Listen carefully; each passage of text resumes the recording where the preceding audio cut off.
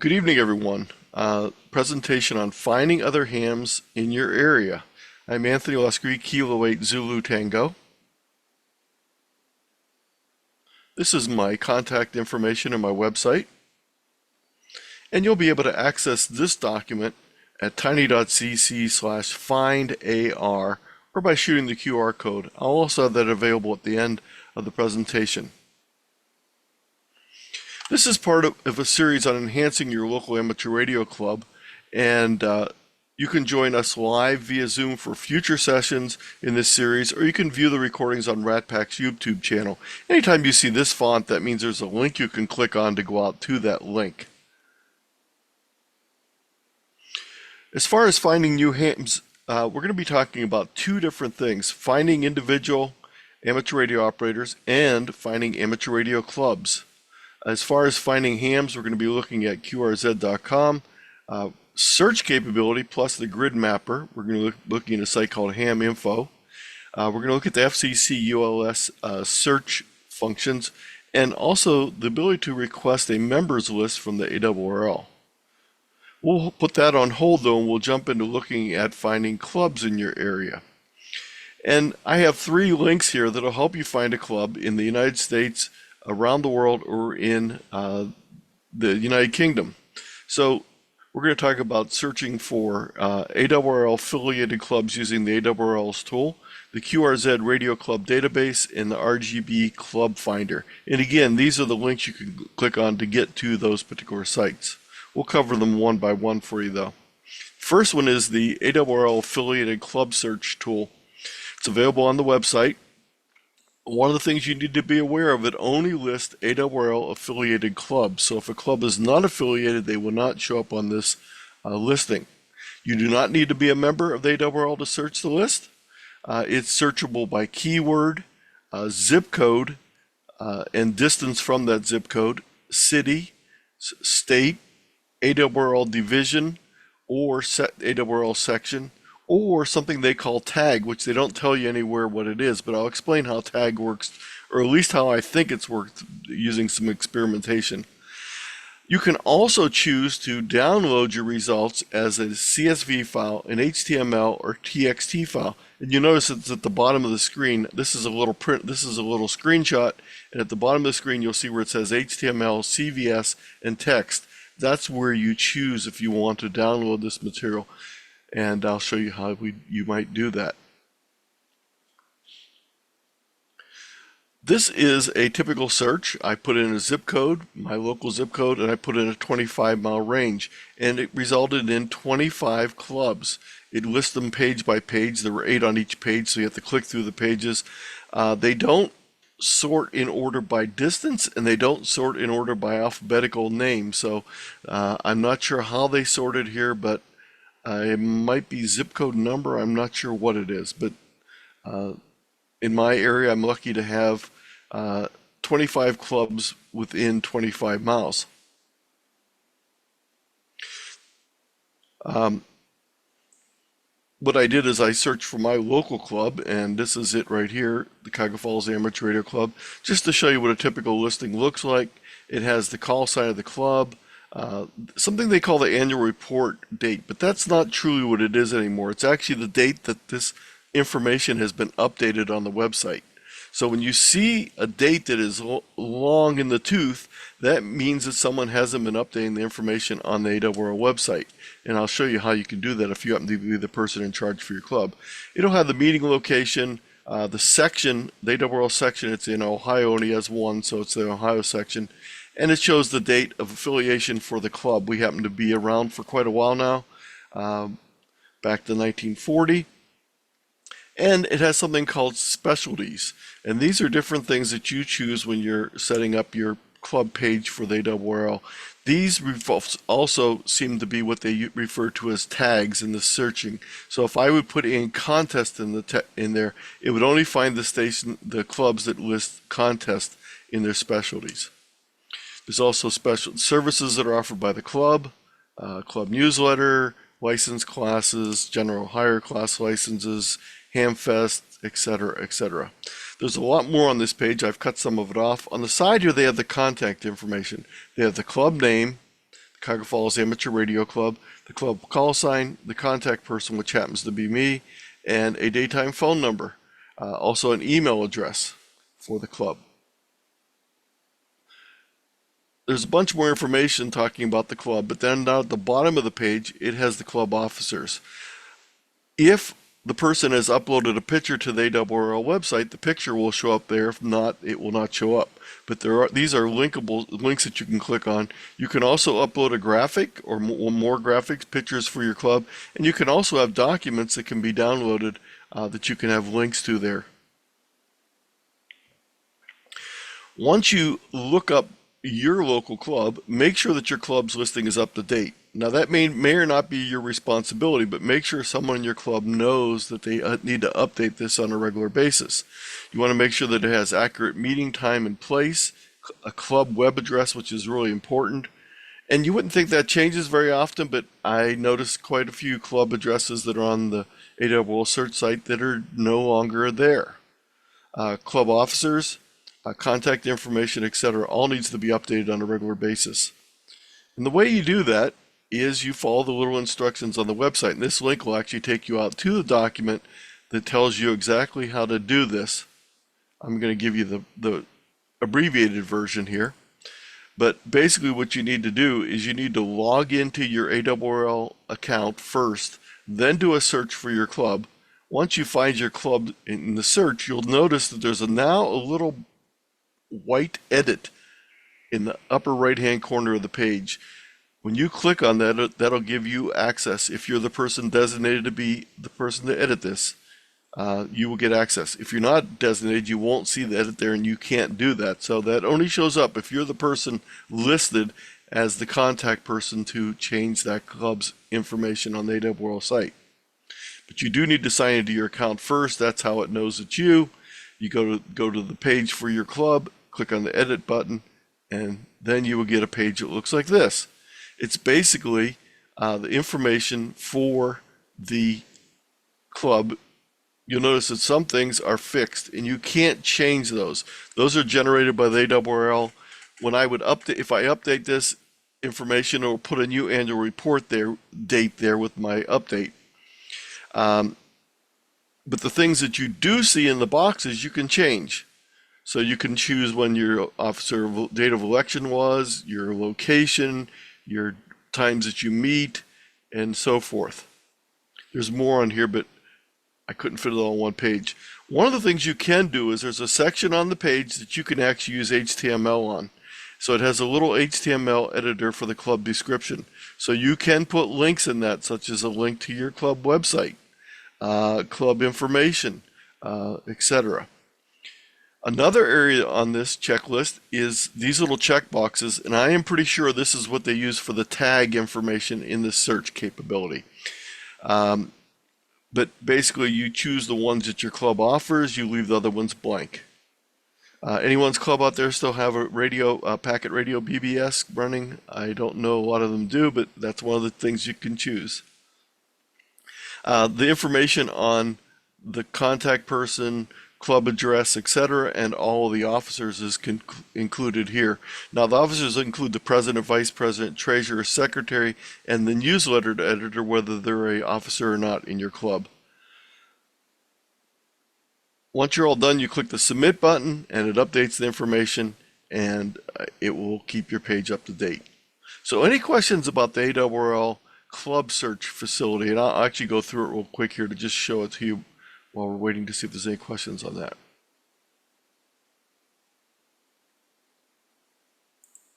So here's the live page, and I am logged in, so what you see happen here will be as a logged in member, but that doesn't really affect the search. So if I want to come in here and, for example, choose the Idaho section, I can do that by using the drop down tool, or I can put in a city, a state, a keyword, etc.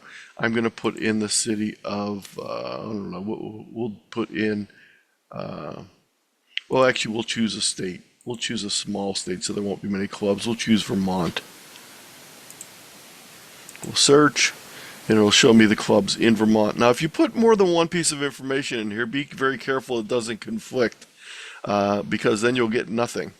So it shows me that there's 11 clubs in the Vermont section that are listed, and there's information on each one. I can click on it, or I can click on the go to, and that'll take me to that club, and I'll get that information. Now, optionally, instead, if I'd prefer to have that information as a CSV file, I can click on the Generate CSV file, and what that will do is it will generate a file with those 11 clubs information in it. The first thing you need to realize is this is very slow, so you'll notice a white screen with nothing happening, and you'll think, I did something wrong. Nope, that's how long it takes to generate that CSV file. You can then download that file and open that file with Excel or other spreadsheet program, and here you'll see the information for all the clubs. Now the nice thing about this is you can sort it, you can search it, you can do all sorts of things with it. But one thing I can guarantee, all this information is not accurate. And I can guarantee that because when I go through this information, typically about 1/4 of it is outdated because people have not updated their information on this. So be aware that when you do this, it may or may not be that updated. Let's just randomly choose a club here and see what their last day of updating was. July 2021. Pick another random one here. 2017. We're getting older and more out of date. Pre-pandemic here. So just be aware that this information you get may or may not be that accurate. Questions on this? Okay, go ahead, Marty. Comment? Yes. Yeah, I know at one point while I was vice director, clubs occasionally would disappear from this list, and it was because they had not updated their information. Back then, it was like at least every 2 years. But a good suggestion is whenever a club has officers elections, one of the first things they should do after each election is to go and update that contact information and so on, and that will keep your listing active on the league site. And that's an excellent suggestion. That's the perfect time to do it because you need to put the new officers in there anyway, so it's a great way to remember to do it. Gene. Yeah. If somebody was forming a new ham radio club and they wanted to be added to the affiliate list, would they go about it the same way as this, or was that a totally different process? No, they would need to go in and they would need to set up a new information with ARRL. So I would go to the sub club page and they'll tell you on there how to do that because that's a completely different thing. And let me mention that to be an affiliated club, you need at least 51% of your club members being ARRL members. So when you do your rosters and so on, it might be good to ask, include in the data, are you an ARRL member? Then you've got that list, you can submit it, and it'll be no problem.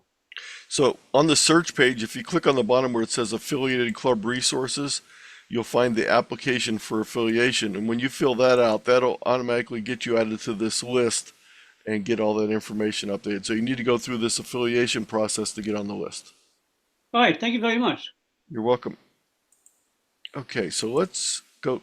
I got too many tabs open here. Let's go to the next one. So the other way you can find clubs, there's actually two ways to do this through QRZ, but the one that they have is called the Club Radio Database. And it has 14,175 clubs listed. They are not just in the United States, although the searching tool doesn't make it very easy to find ones that are not in the US. I'm not sure where the database I'm not sure where the database is based on. You do not need to be a member to search. It's searchable by state or DX or name. That's the only criteria you can use. Screen looks like this. You can either use the drop down. You can search by name. This drop down is the location. By the way, the place you find this is go to QRZ, go over to database, and then go down to Ham Club Resources. So I'll show you that here in a moment. We'll go out to QRZ. Let's do that real quick. I am logged in, but that doesn't matter. And you go over to resources, go to, go to databases, Ham Club Database. you notice this drop down has a few extra things besides states. It has armed forces, basically the same things that the FCC has listed in addition to the states. But down at the very bottom, you notice that there's an international DX list.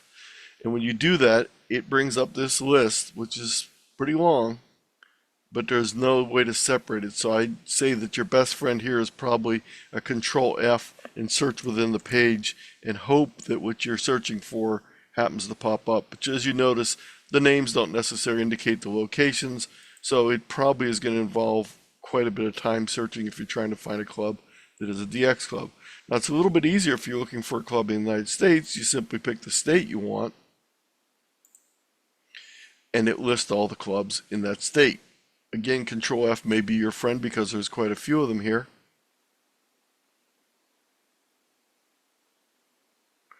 Now you can also search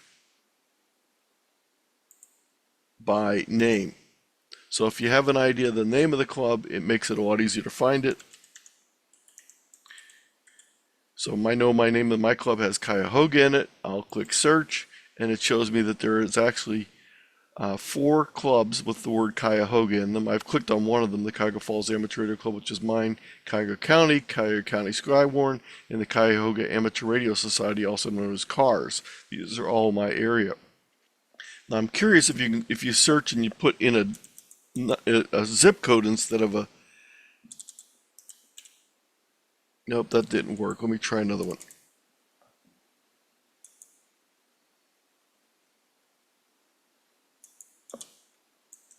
Nope. So I'm not sure exactly what the name will find. I'm sure it'll, of course, find the word club because there's a lot of clubs. So may not be as helpful, but it is there. And these are not just affiliated clubs. These are also unaffiliated clubs. So it might be very interesting to take a look at your state and compare your state list with the list for your state from the ARRL and see how they match up.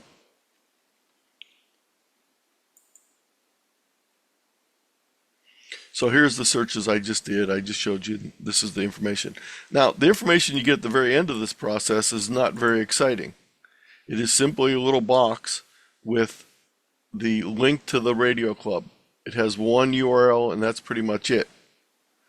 There's an update and edit button here on some of these, and I'm not sure what you need to be able to do that, but some of them have it and some do not. I'm not sure what determines that. So when you're looking at these clubs, you'll see that that's on some of them. Some of it do not have it. Let's go back to my club. And you'll see that it does have an update button on here and a link to the club, and the link does work. If the link doesn't work, I would contact QRZ.com and let them know that there's a problem with that particular link for your club. So I would check your club to make sure it's working. Now the RSGB Club Finder is pretty interesting because they have a map. And I always like maps. Maps are always my friend. So I put in Glasgow and I said within 40 miles, and you can see all the clubs that are within 40 miles of Glasgow, all the way from Kilmarnock up to over to Edinburgh. So this searches by a town name, a zip code, a postal code. They don't call them zip codes, postal code, or other things, and then you can tell it how far out you want to search. So that's the RSGB Club Finder, and as I said, it has a map. I love it when they have maps. So that's finding clubs. Now, I'm not sure if anyone else knows of anything, but let me know if you know of another place to find clubs that I didn't mention, but that's the main place to find clubs that I've found so far. So what we'll focus on now is we'll talk a little bit about finding other hams. And we're going to look at a couple of different sites here. Now, you might ask, why do you want to find other hams? Well, one of the main things is if your local club wants to get more members, you need to figure out where to get those members from. It's also nice if you, even if you're not involved in clubs, you just want to know what other hams are around you. It's great to be able to find them. So I have a number of ways you can do that, and they're very easy to use, most of these. So the first one is, how do you find a ham on QRZ.com? I'm guessing this is the one that probably most of you have done before. You might not realize a couple things, because usually what you do is you type a call sign in there and then you hit the search button and it finds it. And you can search by call without being a member of QRZ.com, and it's it does give you limited information. It will ask you to sign in. Now, by the way, membership with QRZ.com is not the same as using a paid service on QRZ.com. So you want to sign up to be a member, and that's free. Only if you add the extra features does the cost go up. So it's free to sign up for membership. So I would suggest you do that for a couple reasons. One is to check your own call sign, and we'll talk about that in a minute. But you can also do these advanced searches once you're signed in. So if I sign in here, I can come in here and I can go to the search button and I can put in a call sign and search on that. Or I can come in here and choose this drop down and say I want to search for a name, and I can put in Anthony. And I can search for all the Anthonys. Notice that there's 5,000 matches for that. So it's helpful if you know the whole name. The problem is it doesn't do a real good job searching with fuzziness. So in other words, if I put in Tony and the person's name is Anthony, it's not going to find them. Or if I put in Bob and the real name is Robert, it's not going to find them. So what I would suggest is when you're using this, if you're searching by name, try and use the most formal version of the name you think possible, because most people, when they register with FCC, use their formal name as opposed to a shortened name. So most people that you know by the name of Bob are probably Roberts. Most people that you know as Will or Bill are probably Williams. So if you're not finding them by searching on the name you think they use, try the other names. Now, if you have a distinctive last name, it makes it a lot easier, because if I search on the last name of Luscre, I'm going to find a half a dozen people, all of which I know. Actually, there's 4 of them showing up right now. What it's not doing is I happen to have a club trustee license. It's not showing that, even though my name is on it. So it's not showing that in this particular case because it's not listed as the name on the license. The club name is listed and the trustee is not listed as the official name on there. So be aware of that. So myself, my wife, my brother, and my nephew are showing up here. So it makes it easy if it's an uncommon last name. But if you're trying to find someone named Smith and you don't know their proper name as used by the FCC or whatever licensing agency licensed them, you're going to find the 5,000, which I think is the limit to matches. It isn't even finding them all. So that's some of the things you can do with QRZ. You can also go in and you can search by county. You can search by grid. So I could simply come in here, put in EN91, HE,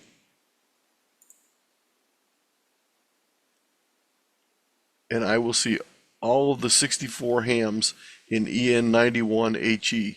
You want the 6-digit abbreviation or you're going to get a very large number. So if I come in here and say EN91 instead of EN91HE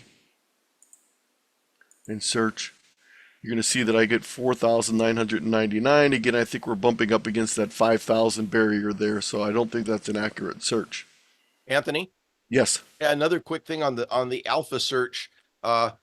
If you put Anthony, it doesn't just look in the name, it's the entire string. So if it's Joe Blow in Anthonyville, Texas, that's going to be on the list. So if you can, for example, add a state abbreviation or something like that, you may be able to limit that down as well. Yes. So if you do this, something like Anthony and then OH, I think it's probably going to give you a lot smaller list.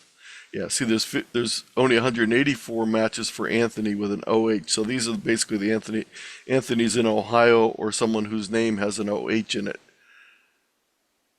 So yeah, you can use free text. It doesn't have to be a name. It can be any part of the listing will show up. I think you can put a zip code in there when you're doing the name. Yep.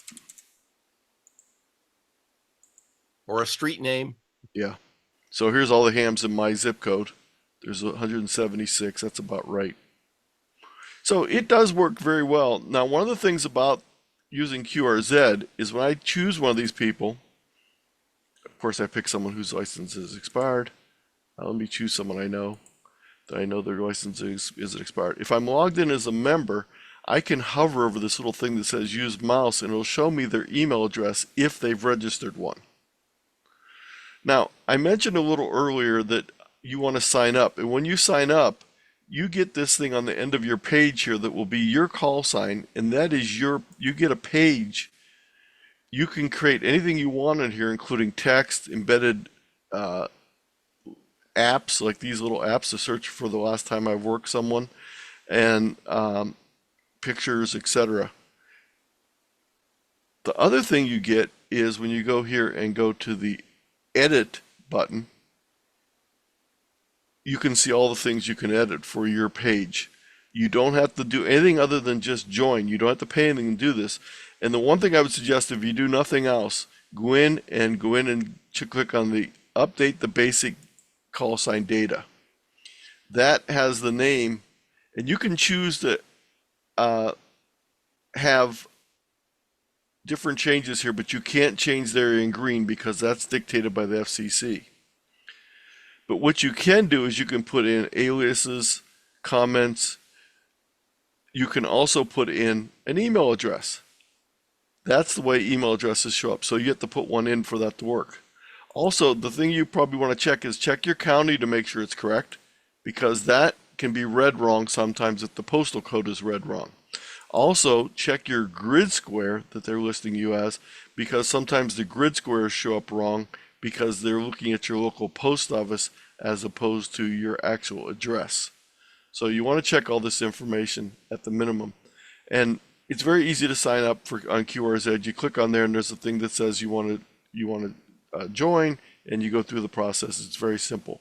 You can pay to have more features, but to get this basic stuff, you do not need to pay anything. So let's look at the other way you can use QRZ to search. And that's using something called the grid mapper.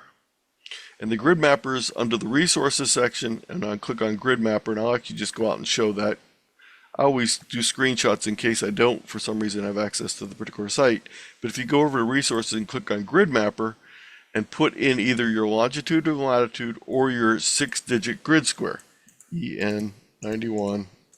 You need to use a 6 character again. You click on the set button, which is sort of weird, but this then changes the map from the middle of Missouri to, which is the default, to my area in Ohio. And I can zoom in on this, and it also shows 2 different color dots. The difference is the dots that are in red. Find my house here real quick first before I do that. The dots that are in red is if the person's registered their page with QRZ.com. In other words, they're a member of QRZ.com. If they have not, the dot will show up blue. So here's my wife's blue dot. I can't get around this other one. There's someone close to me here. The blue dot is for my wife who is not registered with QRZ.com. You can scroll around. You can even click in the next grid over if you want to see the information for that. You can zoom out and see, once you click on another grid, it will activate that grid and show the information in that grid. So here's another grid in east part of Akron where my daughter lives, and she's in this general area right here. But that's the grid mapper, and it's a great way to find hams that live near you. And if someone wants to give me their grid, whoever wants to first, I don't care. Someone raise their hand, give me your grid square. Delta Mike 04, Quebec, Germany. Delta Mike 04, Quebec, Germany? Correct. Ooh, that looks weird in lowercase. Okay, so well, first we'll zoom out to give them the big picture of where you're at. So Marty's located northwest of Los Angeles.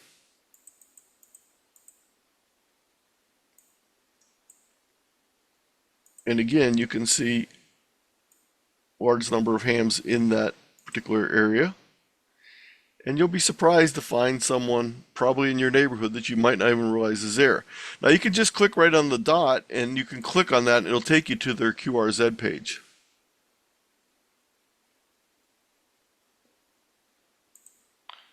So that's the grid mapper.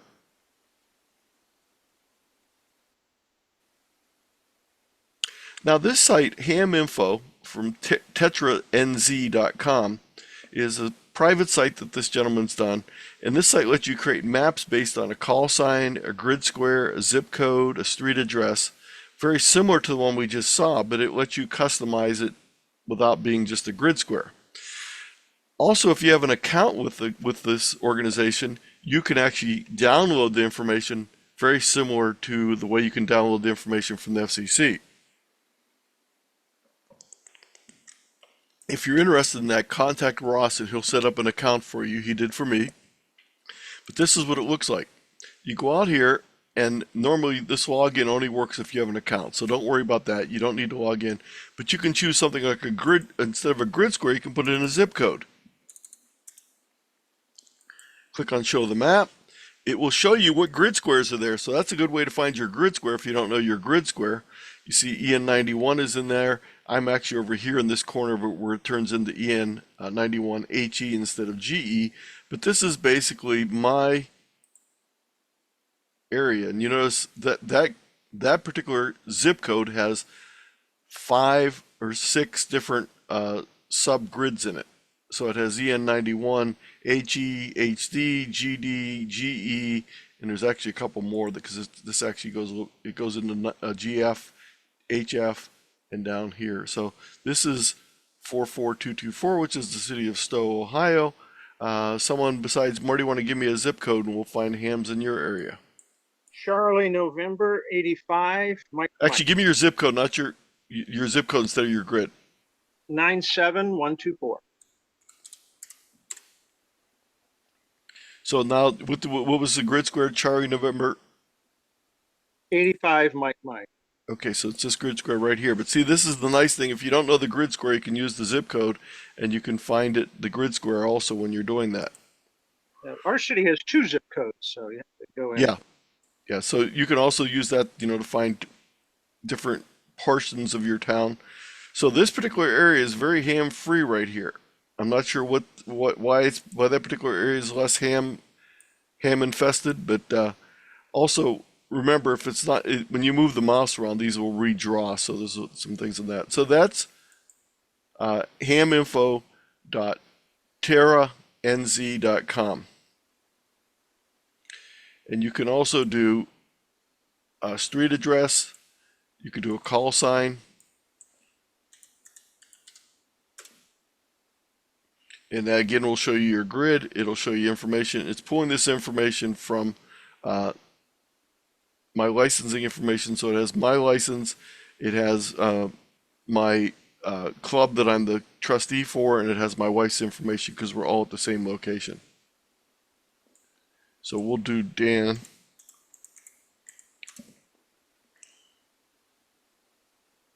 And you can see there Dan's information on this map.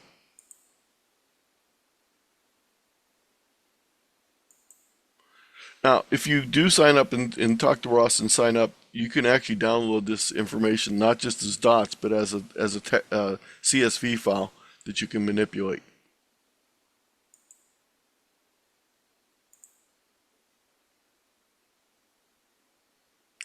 Now, the big place, the place to find U.S. information is the FCC ULS database, and you can search through that. It's not quite as simple as the things we've done so far, but it is going to give you the most definitive information of any site, and it's free to use, and you get text files, you get spreadsheet files that you can manipulate. The problem is it's a little more complicated than the other ones, and there's multiple steps involved, but we'll go through those. So this is the link to get there, but this is the steps that I've set up. So when you go to the searching page, you put in this information I have on this list. So let's actually go through it real quick. So you want to choose exact match only. You want to choose all the license classes unless you're just looking for particular classes. Let's say you're going to run a general class. You might just look up the technicians because they're the ones that might want to take the general class. You can look for clubs here, but we're going to leave all that blank. We're going to go down here. We're going to choose a state that we want to look in. We'll choose something different than Ohio this time. We'll choose Vermont. But you don't have to put a state in there. That'll give you the whole database for the U.S. You can do it for an individual call sign. I suggest you choose active because you don't want this canceled, expired, and terminated It just makes the file a lot bigger. You can choose a date range, but we're not going to do that. We have everything we like right now, and we click on the search button. Again, it's going to seem like you did nothing because it takes about 30 seconds for it to come up. And what it's doing is it's doing the search right now, and once it does the search, it's going to give you some options. So we'll wait on that a second while that runs through its steps. And again, here's the information I filled out. Here's what it looked like on the form. Now this is what we're going to get in a moment. We're going to get a screen that looks like this. And once we get that screen, we're going to click on the button here that says Query Download. But if you're not interested in downloading, you can simply scroll through all this. Notice there's many pages here, and you can scroll through it. You can even copy and paste it if you want. There's links that takes you to more information on their call sign. That's all available. But what we're concerned with here is we want a list. So we're going to use the Query Download, and then we're going to click the next button. Oh, I'm sorry, we don't need to click the next button. When we click Query Download, it takes us to the next step. Notice it took a little, it's still doing its search, so I'm going to keep on going until it does it. Once it does that, you're going to get a screen that looks like this. You put in your email address. You then click on Download. And what happens is it doesn't download it. It's going to send it to you via email. And I guarantee it will take 10+ minutes to get it, sometimes longer. So that's why I'm not doing this live, because I know that we wouldn't finish up before the class. But once you put your email address in there and click the download, you will eventually get an email that looks like this. Your query download results are ready. Click on this link to download them. And when you do that, what you're going to end up with is a zipped file that you need to unzip. And then that file is in what's called a delimited format. It's delimited with the character called the pipe, which is the shift key. The shifted backslash key, which is typically the key above your enter key. But this is what's going to separate all the information. You need to manipulate that using a spreadsheet program like Excel or Google Sheets or whatever you might want to do. Now, if you don't feel comfortable with this, talk to someone who does database and spreadsheet things, and they'll be able to figure this out and help you out. It's not really as hard as it sounds, but it is a little bit involved. The thing you need to be aware of is every step is going to take a long time. Even once you unzip this file and get it onto the page, it's going to look like this. Here's what the text file looks like. And you can actually find information in there, but each of these pipes tells you that there's a field of data. Some of the fields are empty, so you see all these pipes in a row with nothing there. Some of the fields have data in them. We want to separate that out into a spreadsheet that looks like this by using the spreadsheet program to take the separator and separate out the columns. I'm not going to go into detail of exactly how to do that, but you notice that we're still waiting, for example, for our search to finish here, so it takes a while to do that. And when you parse this file out, it may take 10 minutes for that file just to convert to this format. So don't be surprised if it takes a while. So that's the ULS database, and the good thing is when you're done, you'll end up with something like this that'll have all the information, except for probably the piece of information you want the most. Which piece of information do you want to be able to contact any of these people? Email. Phone number. Email or phone number. Both of those will not be available to you, even though the FCC requires an email address. They will not publish that. So what you will get will be a mailing address. So if you want to contact these people, you now need to either send them a U.S. mail letter or postcard, or you need to use some other tool to take the information you found and try and find an email address on them. Not easy to do. The next thing is the ARRL membership list. Now, I never even thought about this until recently, and I thought about this afternoon, so I gave Dan a quick call to ask him about this. The ARRL will send out a list of members to you under certain circumstances, and you have to follow very specific rules, and they have the option of denying you this information. But the way it works is it's one of what they refer to as the affiliated club benefits. So when you click on this link, you'll see that there's a page on the AWR website. You need to be logged in. I am logged in, and it shows you all the benefits you can get by being a affiliated club. One of those is mailing list. And they go through here and tell you the terms.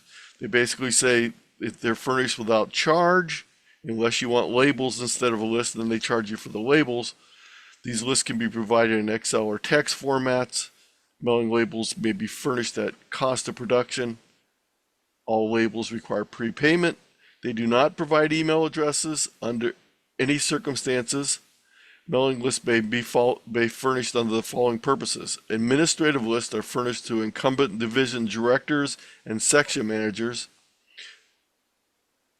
They're also available to conventions and Hamfest if they're only being used for that specific program. So if you ask for the list for a Hamfest, you can't use it for recruiting or anything else. You can only use it to solicit Hamfest attendees.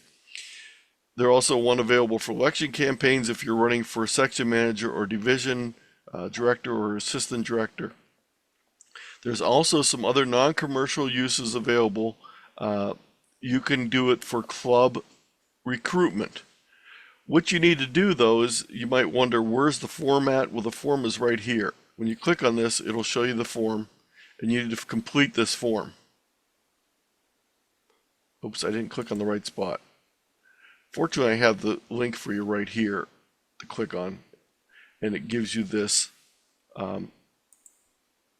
form right here, the mailing list form. So click here on this mailing list information, and it'll bring up the form. This is what the form looks like. You need to put in your call sign, email, club, etc. Why you're asking for who should be included in the list, where you're at, what you want the list to be made up of, either division, section, state, province, or list of zip codes. What format do you want it in? I'd suggest you choose the download Excel unless you want them to print labels, which you have to pay for. Then you need to tell them what you're going to use it for. Then you need to sign it after you read this terms and conditions. Then you need to include dates if it involves an event.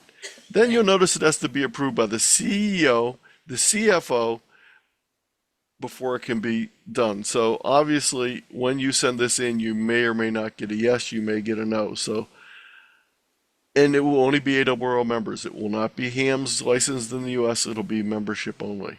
But if you have a need for it, it is listed as one of the features available under club benefits. Now, even if you're not interested in that, you may want to take a look at the other club benefits and see what's available for you for your club from this list. You can get the annual report. You can get referrals for prospective hams. You can take part in the club gavel competition. I never even knew about some of these things, so you might want to take a look at that. I'm not sure what this one is. Club station license. Now it tells you how to fill out an application for a club license. So that's the ARRL membership list. Now that you've got the data, now what are you going to do with it? Well, this is the whole thing we're leading up to. We want to use this to recruit new members to our club to enhance our club activity. So now you need to start working with it. The first step you probably want to do is remove all your current club members from the list so you avoid duplication because they're already a member. Next, none of the FCC or ARRL data includes an email address for the hams you find, only a mailing list. So you have to decide how you're going to use that. Of course, you can do a mail merge and mail letters to each of the hams, but that will cost you a stamp per person. Depending on the response of the hams in your area, this may be rather expensive. You might send out 1,000 cards at that would be $600 of cost, and for the postage alone, and you may get very few responses. Another thing you might want to do is take that list and manually look up possible email addresses on QRZ.com. It's very time consuming, but you have to do it manually one by one. There's no way to, that I know of how to, what do they call it? Scrape the page. There might be someone out there that knows how to do that, but it's not something it's beyond my capability. Now, the other thing you might want to do is take that list of people and divide it up and have people track down people and do it that way. It might be much more effective than a letter, and it might be much cheaper. Or the thing that you're probably going to want to do is target specific subgroups. That way you're not sending out tons of letters. So you might want to look for newly licensed hams. In that database, when you're doing your initial search, you can put a time on there of when their license was granted, and that'll give you new hams. So you can find out the new hams this month and just send letters to them. You might find hams of specific license classes. You might target specific areas of your city. Maybe you have an apartment area or an HOA heavy area where you know antennas are not allowed outside. Those might be prime candidates if your club has a club station. You might want to look up previous club members, hams that live close to your club's meeting place, hams that attend your local ham fest, and we'll talk more about that in a moment. Now, the only way I know of to get a big list of email addresses or phone numbers, if that's what you want, is to get your own data, gather your own data. The pros are you can choose to gather what information you want for faster, easier communication, such as emails or phone numbers. Also, it will tend to be active hams because you're going to be gathering it yourself. The cons are it requires extra work, planning, and opportunities. It's incomplete, especially for newer hams or less active hams, because no matter which way you try and find them, you're not going to get everyone. So what are some of the ways you can find this information? How can you gather it? Well, if you have a ham fest, put a spot on your ham fest ticket for people to put an email address. If you do prize drawings of any type, put an email address on there and or phone number to solicit that. If you do VE testing, have your VE clients register with an email address beforehand, and you can get that information. If you do licensing classes, you can get that information. If you have a place on your website, you can ask people to sign in to the guest book and leave that information. You can also create what I refer to as value-added amateur radio material, such as newsletters which people can subscribe to, podcasts, etc. One big caveat, no matter how you're gathering the information, make sure you provide make sure that you let those that are providing you the information what you're going to use it for in the future.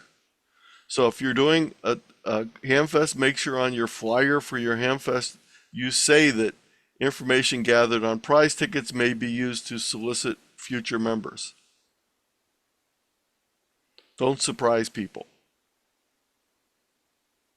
So that's it for this session. Watch for announcements for upcoming RATPAC sessions on enhancing amateur radio clubs. We'll talk about a lot more things that actually deal with the club itself. This was the easy part tonight, finding potential members.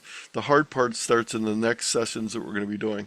So what I'll do now is I'll go ahead and take questions or comments. Let's see if there's anything in chat first here real quick.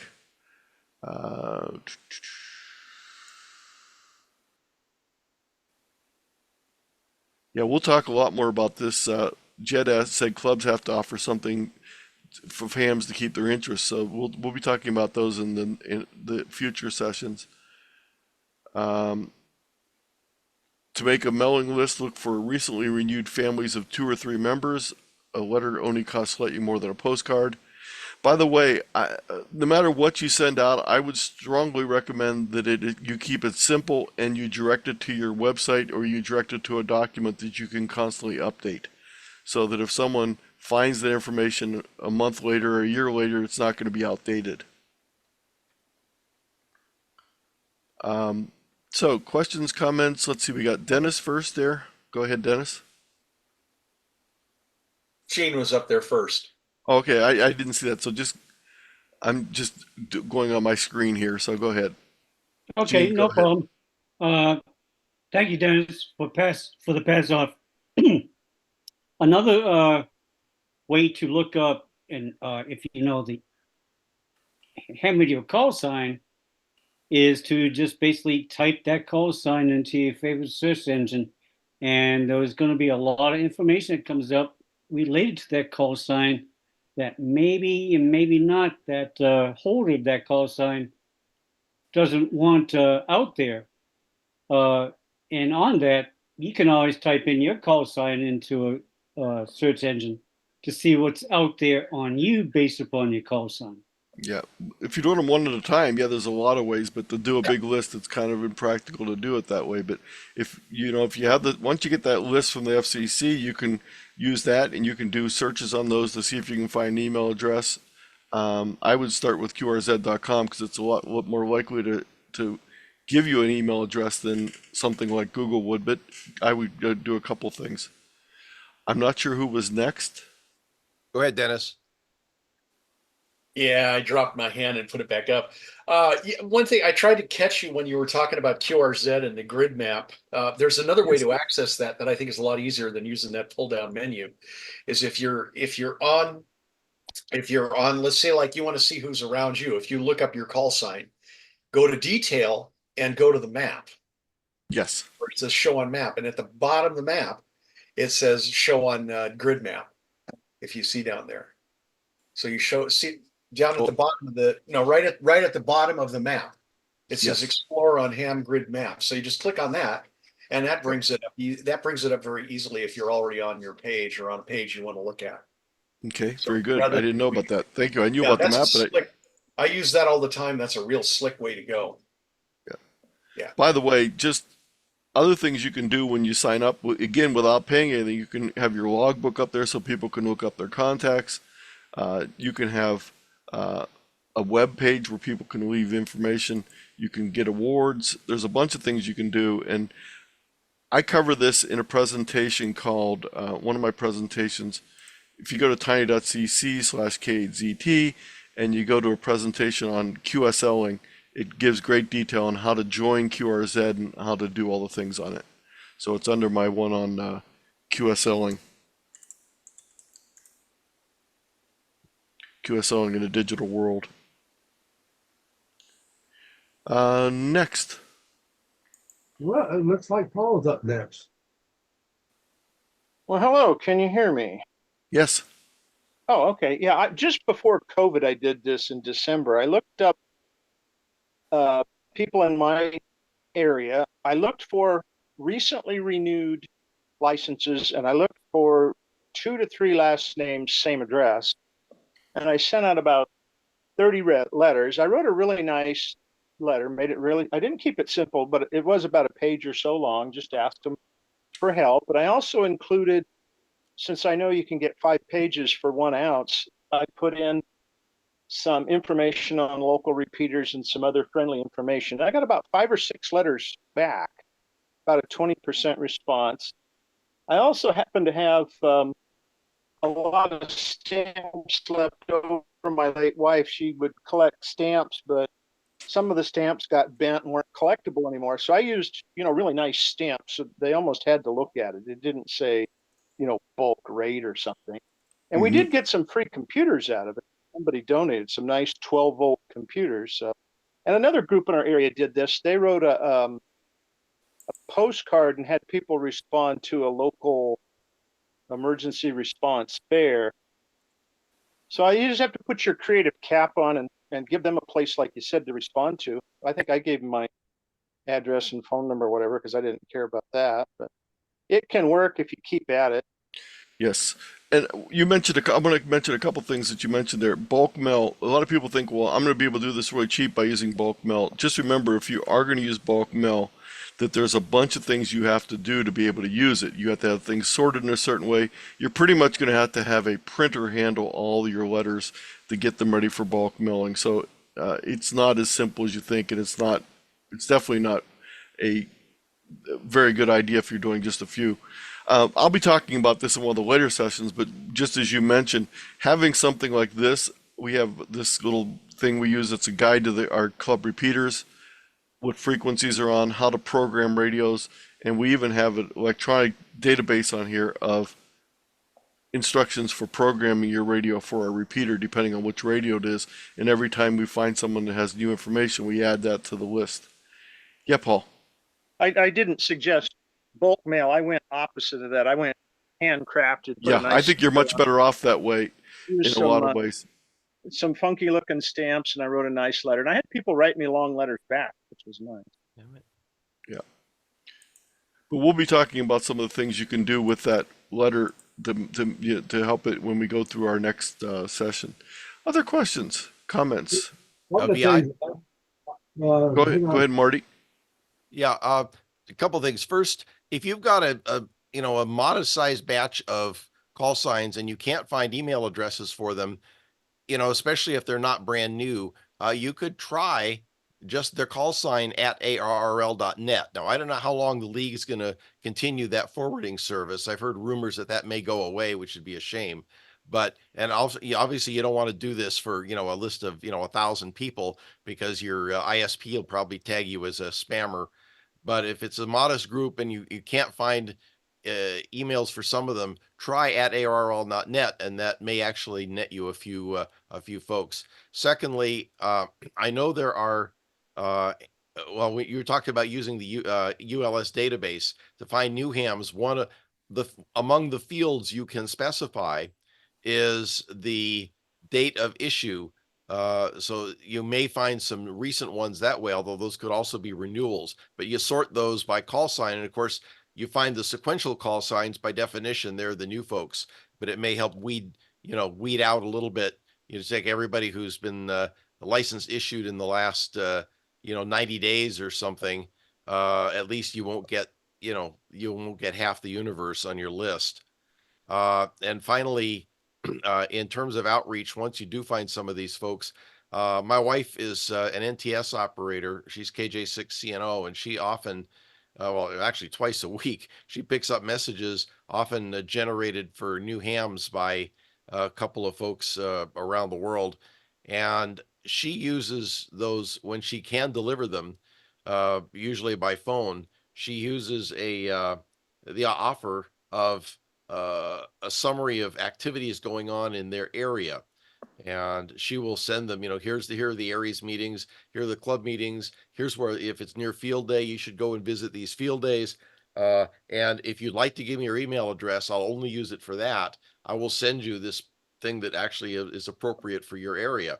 And then there'll be no further follow-up unless you want to. And you'd be surprised how many of these folks who are new show up at your Aries meeting or your club meeting and join. So there's some outreach opportunities there. And those are great ideas. And by the way, if you have ideas for future when I'm putting the future sessions together, please feel free to drop me an email or to drop Dan an email with suggestions, and I will include those in the future sessions that we're planning. Okay, anybody else got some questions out there? This has really been great, Anthony. Well, thank you. I just started working on this for our Ohio Section Journal. Okay, well, that's what I had for tonight. If any other questions or comments, John asked a question in the chat that I just noticed. He had to leave, but he said he's Canadian, so I didn't find out. I'll have to dig a little bit deeper and find out how you find out Canadian call signs. I'm still here. Excuse me. One of the gentlemen had mentioned that on QRZ, searching for your own call sign and then using that extra link at the bottom of it. Mm-hmm. And I was floored by the number of past amateurs that I still see in QRZ that I've known for, well, my father was an amateur radio activator, or he would have been licensed for 76 years had he not passed away in June at the age of 100. But so 75 years as an active ham, and all of the names that are up there, they're plastering Timmins, Ontario, the home of Shania Twain. And these names I know, but most of the gentlemen that I see up there, ladies that I see up there, are passed away. So, I guess there's a lot of cleanup to be done, and reach out to the other siblings or whatever else is around and get some cleanup done. Yeah, and even on the club lookup page, I know there's a club in our area that's been defunct for over 6 years, and they're still showing up on the ARRL pages as an affiliated club. Well, thank you all. Thank you very much. 7-3, everybody. 73. 73s. We'll see you next Wednesday, folks.